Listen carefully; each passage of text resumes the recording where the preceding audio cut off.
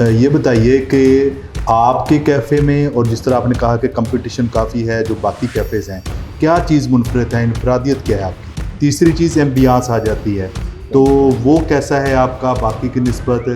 मैंने शुक्र है अल्लाह ताला का कि मैंने इतना नहीं सोचा था जितना अल्लाह ताला ने मुझे अता किया। माशाल्लाह। लेकिन जितना मुझे लोगों ने डराया था उससे तो बहुत अच्छा है।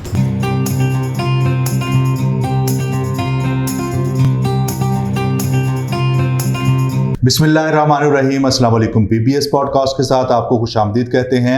हमारे यहाँ ख़वातीन में बिज़नेस का रुझान बहुत कम है। बहुत सारे कम बिज़नेस हैं जिनमें ख़वातीन आती हैं, या तो ज़्यादातर वो जॉब करती हैं या घरेलू किस्म के काम करती हैं। लेकिन बहुत कम ख़वातीन ऐसी होती हैं जो कि एक अच्छी सेट जॉब को छोड़ के और एक अपना बिज़नेस सेट करती हैं। आज हमारे साथ हैं ज़ारा सिद्दीक साहिबा, जो कि बैंकिंग सेक्टर में जॉब कर रही थी पिछले 12 साल से।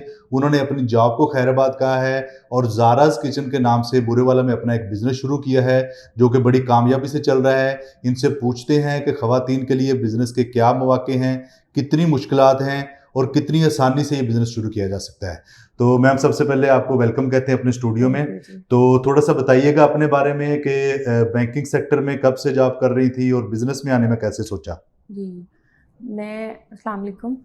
मैं बैंकिंग सेक्टर में जॉब कर रही थी तकरीबन 12 इयर्स हो गए। मैंने 2012 में ज्वाइन किया था और 2024 में मैंने रिज़ाइन किया बिल्कुल सही। बैंक में। और मैंने मूव नहीं किया था, एक ही बैंक में जॉब की थी। जेएस बैंक से ज्वाइन किया था और वहीं पे मैंने रिज़ाइन किया। बिल्कुल सही। और उसके बाद मैंने अपना बिज़नेस स्टार्ट किया ज़ाराज़ किचन के नाम से। सही है। केनाल रोड पे है वहाँ पे।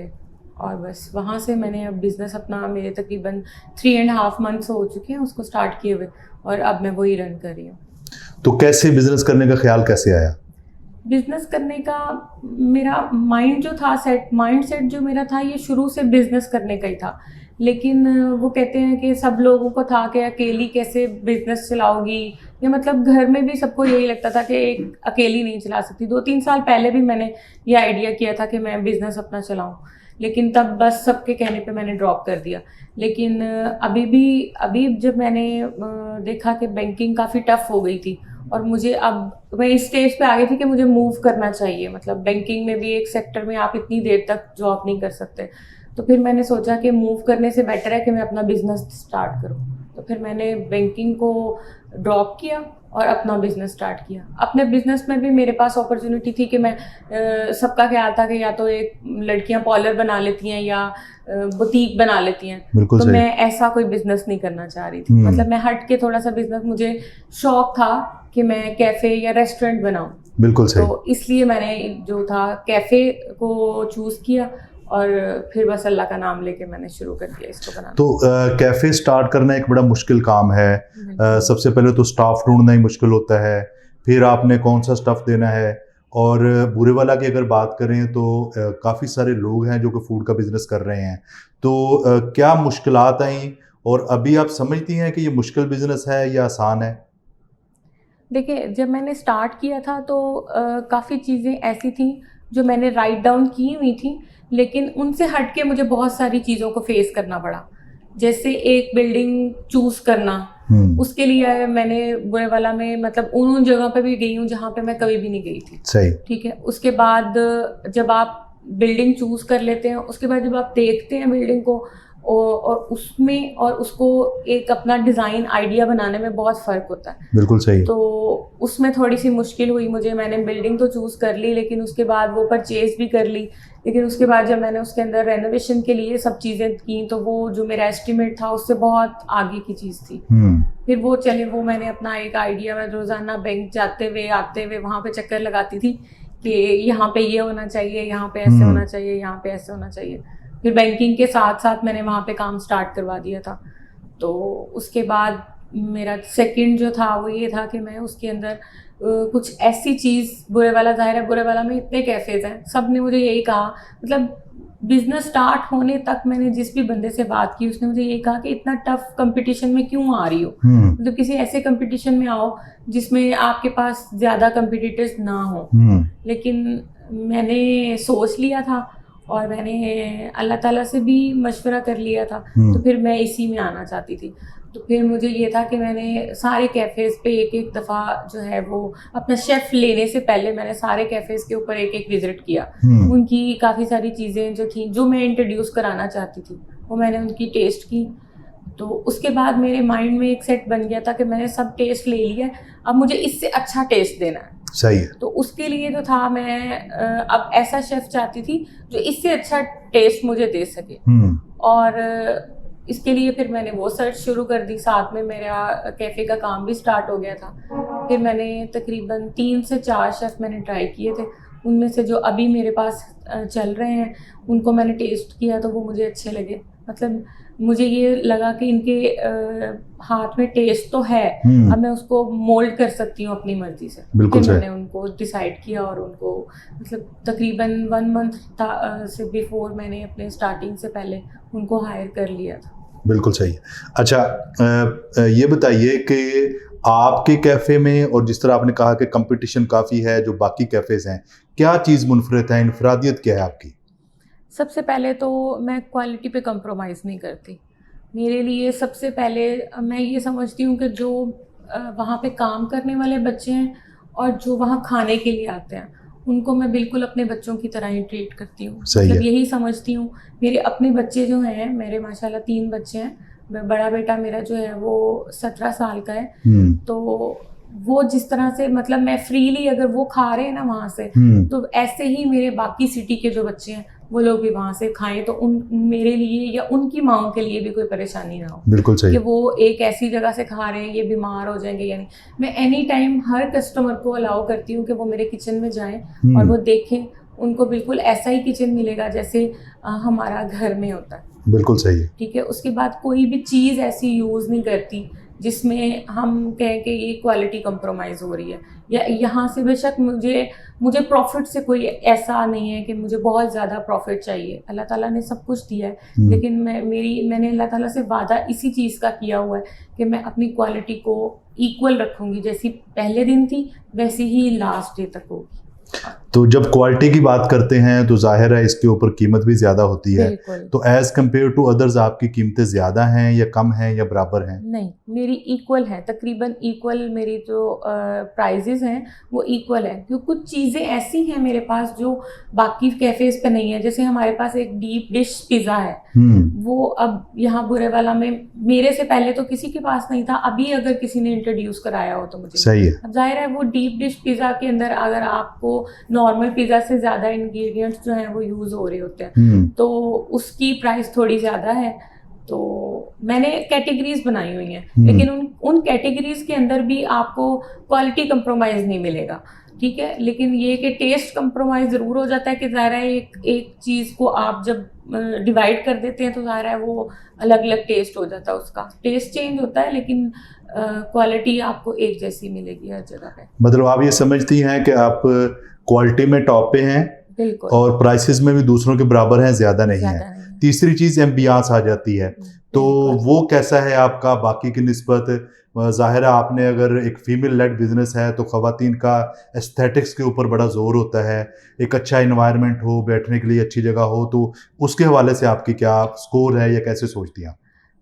मेरे ख्याल में मेरे पास जो सीटिंग इस वक्त है वो मैंने तो यहाँ पे किसी के पास भी नहीं देखी है। बिल्कुल सही है। ठीक है, बाकी लोग पसंद कर रहे हैं क्योंकि मैंने एक ऐसा सीटिंग अरेंजमेंट किया है जिसके ऊपर खाने वाले आके जो हैं वो कंफर्टेबली बैठ के उसको एंजॉय कर सके मील को। बिल्कुल मतलब सही। उनकी सीटिंग इतनी कंफर्टेबल होनी चाहिए कि उनका खाने के बाद भी उठने को दिल ना करे, बिल्कुल और सही। ऐसा हो रहा है। बिल्कुल बहुत सही। सारे कस्टमर आते हैं तो वो इतना इजी फील करते हैं वहाँ बैठ के कि उनका उठने को दिल नहीं करता। बिल्कुल सही तो है। जाहिर है, लेकिन फूड खाने के बाद तो उनको उठना ही पड़ता पड़ता है, है। ज़ाहिर है, बाकी कस्टमर वेटिंग। अच्छा, ये बताइएगा कि 3 साढ़े 3 माह आपको हो गए हैं, तो आप अगर जितना आपने एक्सपेंस किए हैं या जैसे कस्टमर्स का फीडबैक है, तो प्रॉफिटेबिलिटी के हवाले से आप मुतमिन हैं कि जो आपने सोचा था उसी लेवल पे जा रहा है या उससे कम है? किस तरह उसको देखती हैं? देखें, जो सोचने की बात है ना, मैंने शुक्र है अल्लाह ताला का कि मैंने इतना नहीं सोचा था जितना अल्लाह ताला ने मुझे अता किया। माशाल्लाह। लेकिन जितना मुझे लोगों ने डराया था उससे तो बहुत अच्छा है। सही है। ठीक है, क्योंकि लोगों का ये मैं आपको बता रही हूँ कि इवन कि मेरे अपने सब लोग मुझे ये कहते थे कि तुम अपनी जो 12 साल से जो तुम्हारी मेहनत है या जो तुम्हारी इन्वेस्टमेंट है वो तुम सब एक जगह पे ड्रॉप कर रही हो। तो ये इन एंड आउट वाली सिचुएशन है आपके पास ना, तो या तो आप इन हो जाओगी या आउट हो जाओगी। बिल्कुल सही। तो मेरा एक ईमान ये था कि मैंने अल्लाह ताला से मशवरा किया। मेरे पास 2 अपॉर्चुनिटीज़ थी। एक अपॉर्चुनिटी थी कि मैं यहाँ से आउट ऑफ कंट्री मूव हो जाऊँ अपने बच्चों के साथ, और या मैं यहाँ पे, लेकिन रियल में जो मेरा दिल था वो ये था कि मैं यहीं पे रहूँ। बिल्कुल सही। और फिर उसके बाद मैंने ये चीज़ अल्लाह ताला पे छोड़ दी कि मेरे लिए वो रास्ते आसान कर दो जो मेरे लिए और मेरे बच्चों के लिए बेहतर है। ज़बरदस्त। और फिर ये रास्ते जो हैं वो खुलते गए। इसलिए मेरा ईमान यही था कि मैं जॉब अपनी छोड़ दूंगी, उसके बाद जो है वो मुझे अगर अल्लाह ताला से लड़के भी इसको चलाना पड़ा तो मैं चलाऊंगी। चले माशाल्लाह। अच्छा ये बताइएगा कि चैलेंजेस क्या क्या है दरमियान में जब आप इसको बना रही थी? तो जाहिर है एक तो सबसे बड़ा मसला तो ये था कि लोगों ने ही आपको बड़ा लेट डाउन किया कि ये नहीं चलेगा या ऐसे होगा। तो कौन कौन से, मतलब कौन सा नंबर 1 नंबर 2 चैलेंजेस कौन कौन थे आपके पास? सबसे पहले तो चैलेंज था मेरे लिए कि मुझे एक अच्छा स्टाफ हायर करना था। इसमें मुझे काफ़ी सारा चैलेंज आया, क्योंकि शुरू में मेरे कैफ़े में सर्विस की जो थी ना वो कंप्लेन काफ़ी आती रही मुझे कि आपकी सर्विस अच्छी नहीं है, आपका फूड इतना अच्छा है तो आपकी सर्विस अच्छी नहीं है। तो मैंने ये सोचा था, क्योंकि मैं जब जॉब की थी, स्टार्ट की थी जॉब, तो मैं बिल्कुल ऐसे था जैसे एक बंदा घर से उठ के जाता है और बैंक में जाके जॉब शुरू कर लेता है। मैंने ऐसे जॉब स्टार्ट की थी। तो मैंने नीचे से सीखना शुरू किया था और फिर मैं ऊपर गई थी। मेरे जो सीनियर्स थे उन्होंने मेरी बहुत हेल्प की। तो मैंने हमेशा ये सोचा था कि मैं और देखें, जो मेरे से सीनियर लोग थे, जो एक्सपीरियंस्ड लोग थे मेरे साथ, उन्होंने एक बैंक मूव किया, दूसरा किया, तीसरा किया, वो आगे से आगे जाते रहे। बिल्कुल सही। मैं एक ही बैंक में रही और इस वक्त मेरी वहाँ पे वर्थ बहुत अच्छी बन चुकी थी। तो मेरा आइडिया ये था कि जो लोग नीचे हैं, जिनको अभी काम की ज़रूरत है लेकिन वो लोग, उनको नहीं काम मिल रहा सिर्फ उनकी एक्सपीरियंस की वजह से, तो मैं उन लोगों को हायर करूँ। मैंने बाकायदा अपने वेटर्स को खुद जो है वो प्लेट उठाना, रखना, उनको चलना, ये सब कुछ मैंने उनको खुद बताया। बिल्कुल सही। तो ये सबसे ज़्यादा चैलेंजिंग था कि लोगों को भी सेटिस्फाई करना और वो जो स्टाफ मैं हायर कर रही हूँ उसको भी मैंने मेंटेन करना। बिल्कुल सही। शुक्र है अल्लाह का कि इतने अच्छे बच्चे मुझे मिले हैं कि उनको मैं जैसे जैसे सिखाती गई हूँ वो वैसे वैसे ही काम करते गए हैं, और अब सर्विस की कंप्लेन तकरीबन 0% हो गई है। बिल्कुल सही है। अच्छा, इसके अलावा ये तो हो गया सर्विस वाला या बच्चों वाला प्रॉब्लम। इसके अलावा और कोई चैलेंजेस इसको बनाने के दौरान या रन करने के दौरान आप क्या समझती हैं? इसको रन करने में ये होता है कि आप इसमें सबसे ज़्यादा आजकल सोशल मीडिया का दौर है, तो जो लोग हैं वो हमारे पास जो है वो जब तक आप सोशल मीडिया में इन रहते हैं ना तो आप मार्केट में इन रहते हैं। बिल्कुल सही। जैसे ही आप यहाँ से निकलते हैं तो आप समझे आप मार्केट से आउट हो गए। बिल्कुल सही। तो ये चीज़ समझने में मुझे थोड़ा सा टाइम लगा, क्योंकि मैं इस प्रोफेशन में नई थी। तो मुझे ये था कि मुझे कुछ चीज़ें आहिस्ता आहिस्ता सीखने को मिली, जैसे कि सोशल मीडिया में इन रहना है, और कुछ मतलब कंपटीटर्स ने भी मुझे टफ टाइम दिया। वो ऐसे कि किसी ने सोशल मीडिया पे बैड कमेंट्स किए, किसी ने हमारे कैफे के अंदर आके भी हमें तंग करने की कोशिश की। तो मुझे उन चीज़ों को समझने में थोड़ा सा टाइम लगा, लेकिन आप बिलीव करें कि जहाँ बुरे लोग होते हैं वहाँ अच्छे लोग इतने ज़्यादा होते हैं। जैसे हमारे पास फ्लेम एंड कोल के जो ऑनर हैं, मुझे उनका नाम याद नहीं, शकील अहमद साहब, वो पर्सनली खुद आए, उन्होंने मुझे इतना अप्रिशिएट किया और मुझे इतना अच्छा लगा कि वो नॉर्मली मैंने उनको बहुत कम देखा है कि वो किसी रेस्टोरेंट पे जाएं या कैफे पे जाएं, बल्कि वो खुद आए, उन्होंने मुझे बुलाया और इतना अच्छा उन्होंने मुझे गाइड किया और इतनी अच्छा रिस्पांस दिया उन्होंने। वो कहते हैं मैं सिर्फ इस वजह से आया हूँ कि मुझे पता चला कि हमारी फील्ड में एक फीमेल एंटर हुई है, माशाल्लाह, तो मैं आपको वेलकम करने के लिए आया हूँ। तो मुझे उनका ये जो वे था वो मुझे बहुत बड़ा अच्छा लगा। मतलब अब मैं ये सोचती हूँ कि अगर मेरे साथ कोई भी एंटर होती है फीमेल, तो मैं सबसे पहले, चाहे वो मेरे साथ ही कैफे, बिल्कुल साथ कैफे बनाएगी, मैं फिर भी उसके साथ जो है वो उसको वेलकम करने के लिए खड़ी हूँ। अच्छा, अब ये बताइए कि जॉब और बिजनेस जॉब में बड़ी आसानियां होती हैं लेकिन ग्रो नहीं कर सकता, तो बिल्कुल। बिजनेस में मुश्किलात होती हैं लेकिन ग्रो कर सकता है। तो आप किसको मतलब प्रेफर तो आपने बिजनेस को कर लिया, लेकिन आप खवातीन को क्या गाइडलाइन देगी कि बिजनेस में आए या जॉब में रहें? देखिए, मैं ये कहूँगी कि अगर किसी के पास अपॉर्चुनिटी है ना बिजनेस करने की, तो उसको बिजनेस ज़रूर करना चाहिए, मतलब रिस्क लेना चाहिए। ये नहीं सोचना चाहिए कि मैं औरत हूँ तो मैं ये नहीं कर सकती या मैं वो नहीं कर सकती। मैंने अपना कैफ़े खुद बनाया है, दिन रात सुबह 8 बजे से लेके रात को 10-11 बजे तक खड़े होके सारा काम करवाया है। और साथ में मैंने जॉब को भी मेंटेन किया। तो हम ये नहीं कह सकते कि औरत कुछ ये नहीं कर सकती या वो नहीं कर सकती। और अगर किसी लड़की के पास अपॉर्चुनिटी नहीं है, मतलब फाइनेंशियली उसके पास इतनी नहीं है कि वो बिजनेस नहीं कर सकती, तो फिर उसको जॉब के अंदर भी आना चाहिए। देखिए, आजकल जो है वो लड़कियां, जैसे मेरी अपनी भांजियां हैं, बहनें हैं, मैं उनको यही कहूँगी कि वो अपने आप को इतना स्ट्रॉन्ग कर लें कि उनको ये उनके अंदर होना चाहिए कि जब तक हम किसी को परमिशन नहीं देंगे, कोई बंदा हमें कुछ नहीं कह सकता। बिल्कुल दुरुस्त बात है। तो अच्छा, आप ये बताइए कि इसी बात से रिलेटेड बात ये है कि जिस तरह जब आपने ये शुरू किया तो फैमिली की तो ज़ाहिर है प्रेशर है, सपोर्ट साथ साथ होती है, तो बाकी सर्कल में या बाकी लोगों में ज़्यादा सपोर्ट थी या ज़्यादा लोग क्रिटिसाइज़ करते थे? क्रिटिसाइज़ करने के लिए मैं किसी को सुनती ही नहीं थी। जो मुझे क्रिटिसाइज़ करते थे, मैंने एक चीज़ ये सीख ली थी इतनी देर जॉब करके, कि जो लोग आपके ऊपर क्रिटिसाइज़ कर रहे होते हैं, वो असल में आपको लेट डाउन कर रहे होते हैं। बिल्कुल सही। उनको ना तो आपकी सक्सेस से कोई मतलब होता है, ना आपको डाउन देखने में उनका कोई मतलब होता है। मतलब वो बस यही चाह रहे होते हैं कि आप जो कर रही हैं ना वो ना हो। उनको तो मैंने बॉदर ही नहीं किया, वो मेरे लिए कोई अहमियत नहीं बिल्कुल रखते। सही है। बाकी रह गए वो लोग जो मुझे मोटिवेशन मेरे लिए थे या मुझे समझाने वाले थे। कुछ लोग होते हैं जो हमें समझा रहे होते हैं और कुछ लोग होते हैं जो हमें लेट डाउन कर रहे होते हैं। जी। असल में हमें इग्नोर उन लोगों को करना होता है जो हमें लेट डाउन कर रहे होते हैं। सही है। और हमें बात उनकी सुननी होती है जो हमें समझा रहे होते हैं।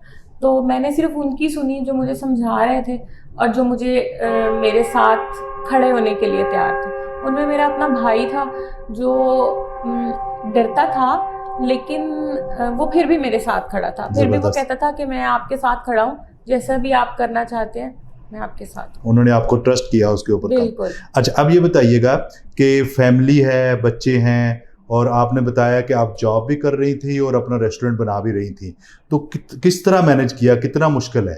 ये बहुत मुश्किल मेरे लिए था, क्योंकि मेरी बेटी जो छोटी है वो तकरीबन 3 इयर्स की है। तो मेरे लिए मुश्किल होता था कि सुबह 8 बजे मैंने बच्चों को स्कूल भेजने के बाद कैफ़े आना होता था, फिर उसके बाद 9 बजे मैंने बैंक जाना होता था, फिर वहाँ से मैंने ऑफ लिया हुआ था। 1-1:30 बजे मैं घर जाती थी दोबारा, बच्चों के लिए लंच वगैरह तैयार करती थी, फिर आती थी कैफ़े देखती थी, फिर उसके बाद दोबारा बैंक जाती थी, 6 बजे ऑफ करती थी, फिर आके 6 बजे के बाद दोबारा से कैफ़े पे आती थी, वहाँ देखती थी। फिर ये थोड़ा चैलेंजिंग होता था मेरे लिए और मैं बहुत थक जाती होती थी। मैं सोचती थी कि शायद ज़िंदगी में बचपन के बाद अब वो नींद है जो मुझे आती है कि जब मैं बेड पे लेटती हूँ और बस कुछ नहीं होता और बस सिर्फ सोना होता है। तो आपने मतलब ये बात सुन के कुछ लोग तो मोटिवेट होंगे, लेकिन ज़्यादातर ख़वातीन ये समझे कि इतनी चैलेंजिंग काम कौन करे। तो ख़वातीन क्यों नहीं आ रही बिजनेस या जॉब में? ये कंफर्ट जोन है उनका जो नहीं निकलने दे रहा, तो कंफर्ट जोन को तोड़ा कैसे जाए? कंफर्ट जोन को तोड़ना इंसान में खुद होता है। जब इंसान सोच लेता है ना कि मैंने ये करना है, हर जो इंसान कोशिश कर रहा होता है ना, उसके पीछे कुछ ना कुछ रीज़न होती है। अब मैं अगर आपको बताऊँ ना, तो मेरे पीछे अगर आप अभी सबको नज़र आता है कि ये ज़ारा है और ये इसका बिजनेस है और ये इसकी जॉब है, लेकिन इन सब के दरमियान में बिहाइंड द सीन क्या कुछ मैंने सुना, क्या कुछ मैंने फेस किया, ये सब चीज़ें या मैं जानती हूँ या अल्लाह ताला जानता है या मेरे माँ बाप जानते हैं। ठीक है, वो जो फेज़ होता है ना, जो आप जब लोग ये चाह रहे होते हैं कि आप बिल्कुल लेट डाउन हो जाएं, उस वक्त अल्लाह ताला आपको वो हिम्मत देता है कि नहीं, तुम यहाँ पे लेट डाउन होने के लिए नहीं आए। बिल्कुल सही। ठीक है, वो चीज़ जो होती है ना, वो इंसान को हिम्मत देती है कि नहीं, मैंने कुछ करना है और कुछ करके दिखाना है। जो लोग आपको ये कहते हैं ना कि आप देखें, मैं एक छोटी सी बात आपसे शेयर करती हूँ कि मैंने अपने बारे में यहाँ तक सुना कि आप जो हो वो कभी भी खड़ी नहीं हो सकती। मतलब कभी भी आप कुछ हासिल नहीं कर सकते। आप यहीं पे जो है वो डाउन होगी और हम देखेंगे आपको। ये लफ्ज़ जो हैं, ये अल्फाज मुझे भूलते नहीं हैं, ठीक है। और आप देखें कि जिन लोगों ने ये बातें मेरे बारे में की थी, आज वही लोग मुझे सक्सेसफुल हुआ देख रहे हैं, क्योंकि इसमें मेरा कोई कमाल नहीं है। मैं ये कहती हूँ ये सारा मेरी अल्लाह की ज़ात का कमाल है कि जो लोग मेरे बारे में ये कहते थे कि ये कभी ऊपर नहीं आ सकती, ये सिर्फ हमारे रहमो करम पे ही रहेगी, और आज वही लोग देखते हैं कि अल्लाह ताला ने मुझे इतना अच्छा मुकाम दिया है। मैं कहती हूँ कि मैं उस काबिल भी नहीं हूँ जिस जगह पे अल्लाह ताला ने मुझे बचाया। आपकी मेहनत को अल्लाह पाक ने फल लगाया। अच्छा, अब आखिर में जो बच्चियां हैं, ख़वातीन हैं, 52% ऑलमोस्ट हमारा तबका ख़वातीन का है। इस सॉफ्ट पावर को इस्तेमाल करने के लिए इनको जगाना होगा। उनको जगाने के लिए आपका मैसेज क्या है? मेरा उनके लिए यही मैसेज है कि उनको अपने आप को इतना मोटिवेट करना है कि कुछ भी नहीं होता। वो मैंने एक जगह पे सुना था कि कहते हैं कि कुछ भी हो जाए तो कुछ नहीं होता। बिल्कुल सही, ठीक है। तो यही चीज़ है कि अगर कुछ भी हो जाएगा ना तो कुछ भी नहीं होगा। आज अगर हमारे पास सब कुछ है तो भी कुछ नहीं है, और अगर कल को कुछ भी नहीं होगा फिर भी कुछ नहीं होगा। बिल्कुल सही। तो यही चीज़ है कि अगर हम खुद को मोटिवेट करेंगे, हम ये सोच लेंगे, और एक लड़की जब अपने माँ बाप के पास होती है तो उसके लिए उसके माँ बाप सबसे ज़्यादा अहम होते हैं, उनके लिए कुछ करें। और अगर जब वही लड़की जब माँ बन जाती है तो उसके लिए अपने बच्चे सबसे अहम हो जाते हैं। सही। फिर आप उनके लिए जिए। अब मैं जी रही हूँ, मैं अब जो कुछ हो रहा है वो मैं अपने बच्चों को देख देख के कर रही हूँ। अगर मैं अनमैरिड होती तो मैं अपने माँ बाप को देख के करती। तो हम लोगों को ये हिम्मत करनी चाहिए और स्टैंड लेना चाहिए, और बिल्कुल जो है वो किसी भी डर खौफ के बगैर बस ये सोचना चाहिए कि जब तक हम में हिम्मत है, हम नहीं चाहेंगे तो कुछ भी नहीं होगा। और अल्लाह ताला पे सबसे ज़्यादा जो मेन बात है ना, सबसे वो अल्लाह ताला पे यकीन करके निकल जाना चाहिए बस। बिल्कुल दुरुस्त है। अच्छा, अब इसी तरह एक आखिरी मैसेज आप दें वालिदैन के लिए। वालिदैन बच्चियों पे ट्रस्ट करते हैं, काम करना चाह रहे हैं, लेकिन फियर्स होते हैं, ज़माने के फियर है, लोग क्या कहेंगे, बच्ची को किस काम के लगा दिया है, बच्चियों की कमाई खाने लग गए हैं। तो वो उन वालिदैन के लिए क्या पैगाम देना चाहेंगे, किस तरह बच्चियों को ट्रस्ट करें और बच्चियों को काम करने पे लगाएं? नहीं, ये बिल्कुल गलत बात है कि वालिदैन जो हैं वो बच्चियों की कमाई खाने लग पड़े हैं। देखें, अगर हम अपनी बेटियों के ऊपर हम यकीन रखते हैं, खुद हमें पता है, तो फिर दूसरा बाहर वाला जो मर्ज़ी बात करता रहे, हम उनको अपना यकीन देते हैं कि हम आपके साथ हैं। और जब हम आपके साथ हैं तो फिर बाहर वाला कोई हिम्मत नहीं करता किसी के बारे में बात करने की। अब मैं कैफ़े, फॉर एग्जांपल आप मेरी एग्जांपल ले लें, अब मैं कैफ़े बना रही थी, मेरा भाई मेरे साथ था, तो किसी की हिम्मत नहीं थी कि कोई आके मुझे कोई भी बात कर जाए। आज मैं कैफ़े चला रही हूँ तो बेसिकली तो मैं वहाँ पे मेल हॉल में बैठी हुई होती हूँ, किसी की हिम्मत नहीं है। मेरा भाई आता है, मेरा बेटा आता है वहाँ पे, तो किसी की हिम्मत नहीं है। क्यों? मेरी स्ट्रेंथ है, वो दोनों मेरी स्ट्रेंथ है। तो जाहिर सी बात है, अगर वो दोनों मुझे स्ट्रेंथ नहीं देंगे तो मेरे पास कहाँ से आएगी? बिल्कुल सही है। ये चीज़ है। अगर तो इसका मतलब ये थोड़ी है कि वो मेरी कमाई खा रहे हैं, नहीं, ये तो वो मुझे पावर दे रहे हैं ना कि मुझे कोई कुछ ना कह सके। बिल्कुल सही। तो ये चीज़ तो माँ बाप को बिल्कुल अपने किसी की बात सुननी नहीं चाहिए। मतलब जो इस तरह की बात करता है ना, वो मैंने शुरू में कहा था कि जो आपको लेट डाउन करता है उसको छोड़ देना चाहिए, इग्नोर कर दे उनको। बिल्कुल सही जी। तो व्यूवर्स, ये थी ज़ारा सदीक साहबा जिन्होंने बड़ी डिटेल से अपनी जर्नी के बारे में बताया है, और ख़ास तौर पे ये बताया है कि आपने अगर कोई काम करना है तो आपने डट जाना है, पूरी मेहनत से काम करना है, पूरी ईमानदारी से काम करना है, कामयाबी ज़रूर आपका मुकद्दर बनेगी। इसी तरह की बहुत सारी स्टोरीज लेके आपको मोटिवेशन देते रहेंगे, और ख़वातीन के लिए ख़ास तौर पे पैगाम है कि आपकी कामयाबी के सामने सिर्फ आप खड़ी हैं। आपने ख़ुद को ट्रस्ट करना है, खुद के ऊपर मेहनत करनी है, और अल्लाह पाक से कामयाबी की दुआ मांगनी है, तो आप ज़रूर कामयाब हो जाएंगे। अल्लाह पाक हमें आसानियत अता फरमाए और आसानियाँ तकसीम करने का शर्फ अता फरमाए।